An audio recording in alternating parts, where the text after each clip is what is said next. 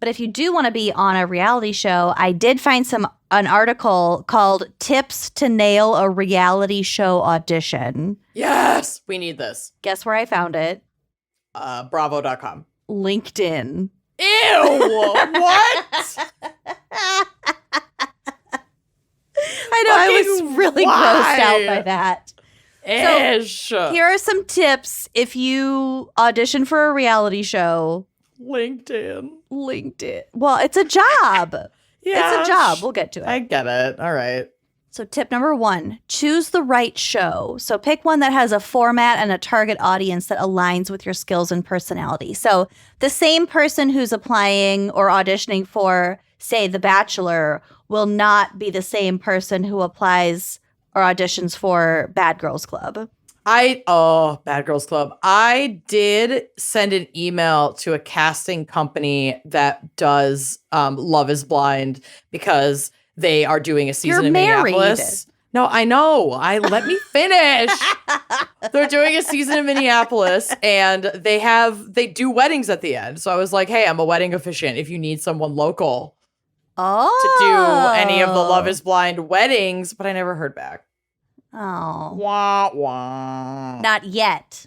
You're right, not yet. Mm-hmm. But I don't think I'm Keep I'm your chin up. Back. Okay. Keep your chins up. Chins up, girlfriend. Number 2, perfect your talent. So elevate whatever your talent or skills are to a professional level. So if you're auditioning for The Challenge, okay. you have to be where they do a physical professional athlete. Yeah, they do a lot of physical skills. Yeah, or like a chef show, or like like American Idol. That's a reality show. Mm-hmm. The Voice, or like Restaurant Impossible. Like, be the worst bartender you could possibly. I want to go on Kitchen Night. No, not Kitchen Nightmares. What's the one with John Taffer? Bar Rescue. Bar Rescue. I want to get Lachelle's on that for no reason. They're doing fine. They're also not a bar.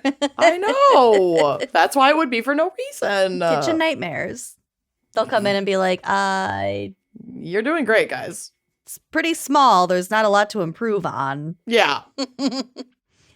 Okay, number 3, develop a unique persona. It should be distinct, authentic, memorable, and genuine while also entertaining the audience. So don't be boring. Yeah, don't be boring, and also don't be a try-hard character because people are gonna suss it out. If you're not coming in as yourself, but maybe at least an exaggerated or flamboyant version of yourself, but don't try to fake it because people are gonna fucking know. Yep. And it won't be entertaining. Also helps to build a compelling backstory. So personal stories go a long way on television, as we know. So your mother died of brain cancer. Yeah. Broken foot. Oh, that's a good one. Mm-hmm. Broken foot, needing surgery. Yep. Mm-hmm. Mm-hmm. Multiple chronic illnesses. Multiple mental illnesses. Mental, just delusional. Absolutely delulu. Early onset something. Oh, yeah. Onset from birth. I don't know what it is. I mean, I know some of what it is. So share your journeys, struggles, and successes to connect emotionally with the viewers, because that's at the end of the day what we all want. Mm-hmm. Then you got to practice. Being well prepared boosts confidence and enhances performance during your auditions. But practice what? I mean, I know what to practice for The Voice, but what are you practicing for Vanderpump Rules? I don't know, being a sketchy being a bitch. Huge bitch. All right. I can just that. Knowing your role, knowing your corner. Sure. And fucking sticking to it. Okay. Which brings us to confidence being the key. So you got to enter the audition room with self-assuredness and a winning attitude. Again, this is a LinkedIn article. LinkedIn, written by Lisa Vanderpump, probably. Mm-hmm. And a lot of honestly, a lot of these tips are just general job interview tips. So the next one is dress for success, showcase your adaptability, stay calm under pressure, and send a thank you note afterwards. Cute.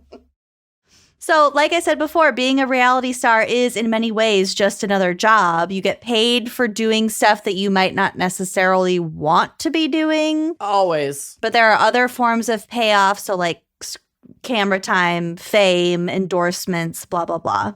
Mm-hmm.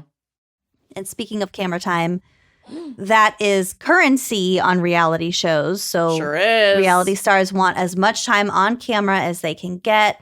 And according to an Australian reality TV producer, the way the way to get more on-screen time is just to be nice to the producers and do what they tell you to do.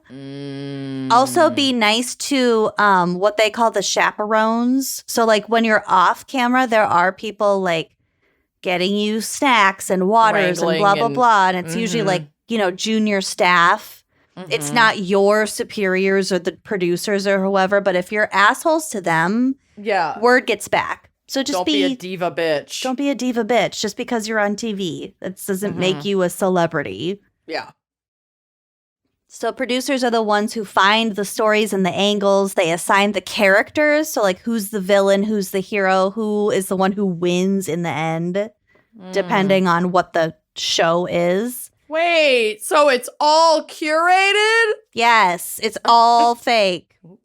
So they have control over the storyline, and it is just best for you to play along if that's what you want. It's also a very small industry, so it's always good to get a good reputation and make people want to work with you again and again. Here's a fun fact from that Australian producer article that I read. Male contestants tend to get very competitive and toxic when they're on camera. Oh, so sometimes Jax like Taylor. Sometimes when they're like being cast and like in that pre-production period, they come off as the nice guy and they're written in as like the hero or whoever. But then when they're on camera, they can turn into a real dick. There's a show that if you're not watching it right now, you should be, called The Traitors. I love that. I haven't started season 2, but I haven't either, but Phaedra's in it. Phaedra's in it? Fucking CT from like the original Road Rules. Yes. We'll get to CT. Yeah. But I loved season 1. Yeah, season 1 was so good. It was so good. So I'm very excited to watch season 2. I'm glad you haven't started it either. Maybe we can watch it together. Yes. We're also going to watch Crossroads with Ben later next week. Yeah, right? he texted me yesterday about that. He's We're gonna have very excited. Separate watch of Crossroads. And then I proposed watching Showgirls, but the version with the animated bras. Yep, the animated bras. It's the best version. Did Ben tell you that I immediately spoiled like the big plot point in Crossroads for him? Yeah, he did. That. I won't do it again live on air. I tried to smooth it out. I felt really bad. I tried to smooth it out because I was like, oh, I think that happens in the beginning. Like, I don't think you're missing anything. And he's like, oh, thank God. I know. I'm sorry, Ben. But like also kind of on you, like what gay man in his late 30s hasn't seen Crossroads? You gotta know your own culture. I rented Crossroads from Hollywood Video the first week it came out on VHS. Correct. It's a formative film. It was like Coyote Ugly level. Yep. Core memories. Okay, so if you want to be a reality star, here is another tip from said Australian producer. Quote, if you're smart, if you're genuinely smart, you're going to be terrible on reality TV. Because you're thinking when you're speaking. And so smart contestants self-censor and they freeze up on camera. They don't want to give too much away. They want to come off looking good and they end up just being boring. Okay, I could see it. So they're the people who don't get screen time, but if you're a little bit weird, you're going to get screen time. If you've got a weird laugh, you're going to get screen time. This is looking good for me. Yep, but if you're playing it cool and you're playing everything close to your chest, you've basically wasted your time coming on the show. Cool. I've had academics and doctors come on reality shows and they're great behind the scenes, but the moment they get on camera, they're thinking about everything they do and it's boring. Yep. Yeah. All right. I can see that being a problem for sure. Yeah. So before they get to actual production, like on camera stuff, if casting flags a contestant as potentially crazy, Love that. They will do a psychological evaluation on them for them, but they don't do it for everyone. And this is just to determine whether they're fit to like be on the show. Be on camera. Yeah. Be on camera. Ooh, uh-oh. But they do That background seems like checks. it could be predatory. But they do background checks on everyone to make sure that they're not like A violent rapists. criminal. Yeah. All right. And Keep it people also, safe. Again, there are so many different like genres of reality TV. Not to say that rapists fit into one of them, but like No, different if there's people like staying in a house together. That's like what I was co-ed. just gonna say. Yeah. Mm-hmm. You put a bunch of people in a room together that they can't leave. I mean, I think of like Love is Blind. You don't want to put people that are like basically staying together on a reality show and then like sending them on vacation with a stranger, on like a honeymoon with a stranger. Yep. And it turns out that they have all these like violent, like a violent criminal history. Like that just would not be safe at all. Exactly. So that's a little behind the scenes look. I also have a list. These are the top 20 reality TV shows of all time. And all time? This is ranked by Variety. And I chose this particular list not because I necessarily agree with it, but because I thought Variety was like gonna have a decent, it's like more a decent legitimate publication. Yeah. Yeah. And they also review Survivor like is entertainment. number one, I'm gonna be so mad. What? If Survivor is number one, I'm gonna be so mad. Oh. Okay. Because it is. It fucking is, isn't it? God damn it. It's only because it's fucking been on forever. It won't die. Well, it won't die, but also it was. You have to remember when Survivor first came out. Girl, I know. My aunt and I were obsessed with it. I would spend summers at her house, and me and my auntie Dawn would go get like Reese's peanut butter sundaes at fucking Friendly's for takeout, and then come home and watch Survivor like every Wednesday. Yeah, babe, it was formative. You can't argue. You just proved the point. I'm sick of it. Well, no one's watching it anymore, even though it's still on. Why is it still on? Anyway, continue. Okay, so number 20, we're starting from the other end. If number one is Survivor, I'm going to be so mad.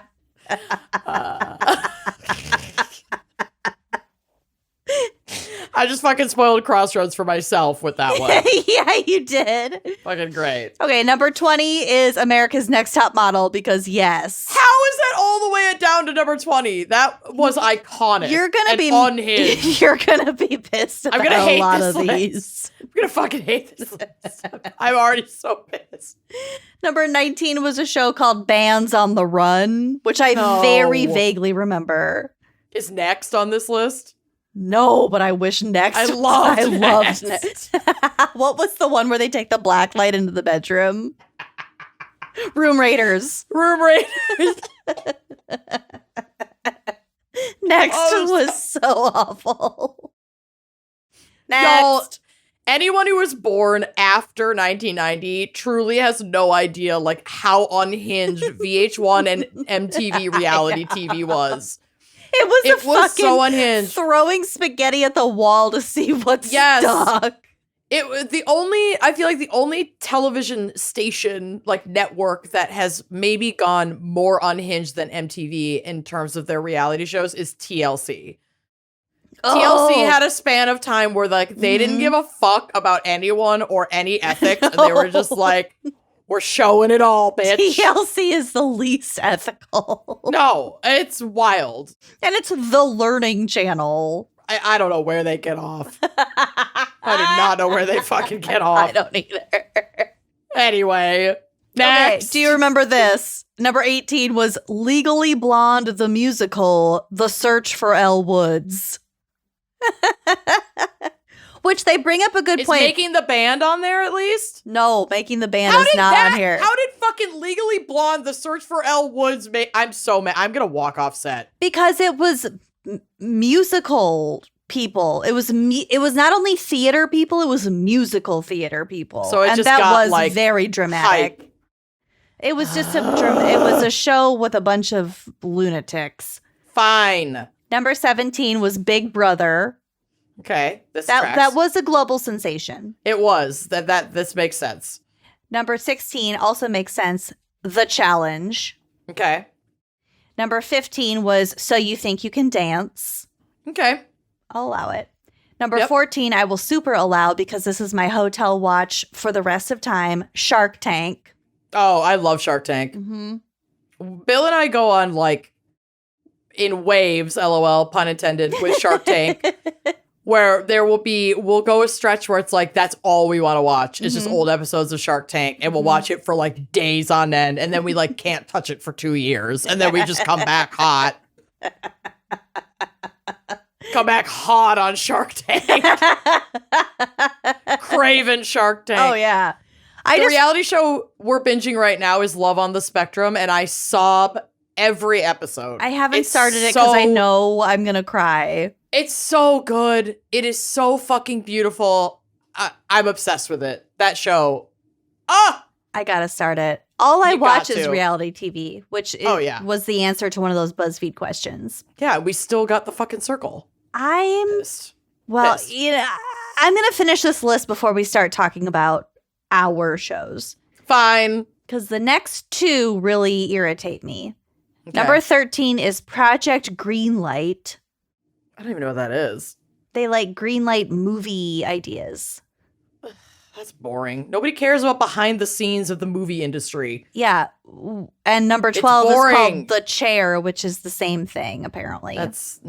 Boring. Boo. But number 11, I don't know if you remember this, it's called The Paper, about the high school newspaper. Like the hierarchy within the high school newspaper.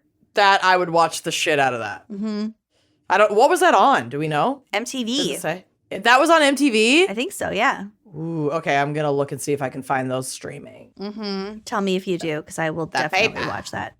Number 10, Taxi Cab Confessions. Love. Yes. Love Taxi Cab Confessions. It got real raunchy. It really did. That was nuts. Great show. That was some late night. That was unhinged content. Don't tell your parents that you're watching this. No. No. Number 9, I don't know why it's not further down the list. The Real Housewives as a franchise as a whole. That's number 9? Yeah.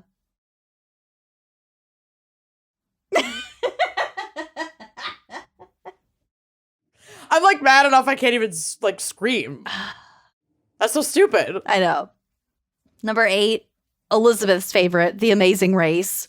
Why does she love that show so much? She wanted us to audition for it. Yeah. And we were like, no. She would come home and like boot us out of the room so she could watch The Amazing Race at 7 p.m. on Tuesdays. Which I respect, but... It's her house. Boot us. But also The Amazing Race. Yeah, come on. Get out of here. Number 7, Project Runway. Yes, that's a great, I think that's the perfect spot for Project Runway. That is a good spot for Project Runway. This is the only one I've been pleased with so far. Well, you're not going to be pleased with number 6, which was The Mole. What? The Mole. Do you remember The Mole? No. It's kind of like Traitors. Yeah, but it sounds awful. Traitors is good. A terrible name, Mole. The Mole. Have it removed. Number 5, American Idol. Okay, yeah. Okay. I mean, I'm not happy with that, but that makes sense. That show has been a sensation forever. That's another one that needs to be done. Yep. Number 4, Top Chef. Okay, I like that. Number 3, RuPaul's Drag Race. Okay, all right. I like that. I definitely like that. Although, as everyone knows, I am a Dragula gal. I am not a Drag Race gal. I haven't watched Dragula. It's so fucking good. You'd love it. I didn't start watching Drag Race until like maybe in the past year or so. Mm-hmm. And I didn't realize how much of an impact it has made on pop culture. Yeah, it's wild. It is really wild. It's also sensation. Such a good it's so entertaining. It is. It's very entertaining. But it's like Dragula has like all of the best elements of Drag Race with, I think, even more like queer inclusivity, because like trans folks can be on that show. Like queer folks who are women who are drag kings can be on that show, which is like, kind of I wouldn't say, what's the word? Not problematic. Controversial. But some of the best fucking drag performances I have seen on that show have come from a couple of the drag kings that have been on there. I mean, it's unbelievable. It's a wide scope. I gotta check it out. It's really cool. So we already know what number 1 is. Boo. Do you want to take a guess at what number 2 is? I would guess The Real World, because if I heard that The Challenge or whatever was on there, but The Real World wasn't on there, and that was like, The Real World changed television. Yeah. Well, it is The Real World. Okay. Because I was like, I haven't heard that on the list yet, and if we don't get it toward the top, I was going to be fucking mad. I personally would have swapped Survivor and The Real World. I would have put Real World at number 1. I would too. It's like the most iconic reality show that has like I said, shaped reality TV. Like Survivor, okay. I feel like we should distinguish between like contest reality and just like real world style reality. Yeah, there's stuff on this list that I wouldn't put in the same category. Shark Tank. I wouldn't put Shark Tank and Real Housewives in the same fucking list. But it is They're all completely reality. different genres of television within the like subgenres within the reality umbrella. Well, I sure hope you liked that clip. If you did like that clip, make sure you are subscribing to our YouTube channel, leaving us a nice review, and joining us on Patreon for even more video content, audio content, salacious content all around. Come join us. Treat yourself.